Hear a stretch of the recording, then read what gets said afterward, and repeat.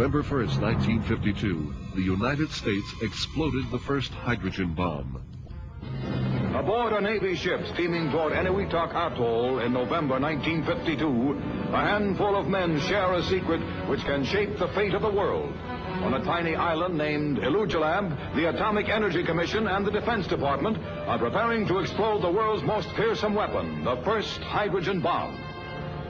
The bomb, which was nicknamed Mike, was under the observation of the four groups performing the test: the Army, Navy, Air Force, and the scientific contingent. A weather briefing is held as H hour nears, for weather conditions can make or break the test shot. Any chance of showers? Not within the next 48 hours over the entire marshals. How about cloud cover? The acute cumulus move in, but if we go off on schedule, nothing to bother the operation. In less than a minute, the first hydrogen bomb ever set off on Earth will explode before your very eyes. Minus 15 seconds.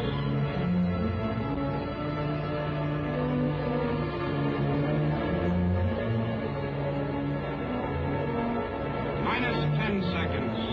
9, 8, 7, 6, 5, 4, 3, 2, 1.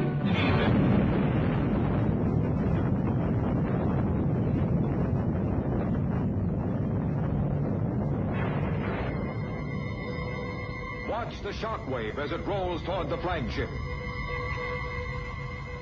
This film was edited to exclude any classified information and was released 2 years after the bomb was exploded.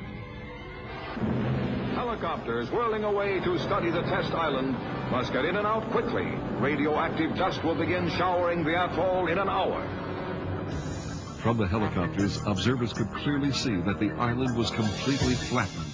There was nothing left except what seemed to be a deep crater and the dark blue water. The bomb produced a fireball more than 3 miles across. Compared to New York's skyline, this meant that with the Empire State Building as the 0 point, the fireball would extend from Washington Square to Central Park, searing 1/4 of the island of Manhattan in an instant. The tremendous upsurge of air from the detonation rapidly pushes up the Mike cloud. Again, nothing of this height and width has ever before been witnessed. If the picture is stopped at this point in the cloud's growth, the height of the cloud is approximately 40,000 feet. This means that 32 Empire State Buildings at 1,250 feet each could be piled one on top of the other before they would reach the cloud's altitude at this time, roughly 2 minutes after zero. Some 10 minutes later, the cloud approaches its maximum. The mushroom portion of the deadly radioactive air mass has pushed up to around 10 miles and spreads out along the base of the stratosphere to the width of about 100 miles. The stem itself is snaking upward to a height of about 25 miles. The bomb, which created a crater approximately a mile in diameter, was hundreds of times more destructive than the atomic bombs dropped on Hiroshima and Nagasaki. Everything within a radius of 3 miles was completely annihilated. Severe to moderate damage was recorded out to 7 miles.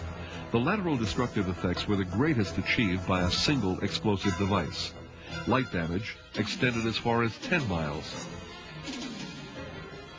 With this mushroom cloud, mankind enters the hydrogen bomb age, an era in which every one of us must share the fateful decision to create or destroy. The hydrogen bomb's awesome power to destroy truly shook the world on November 1st, 1952.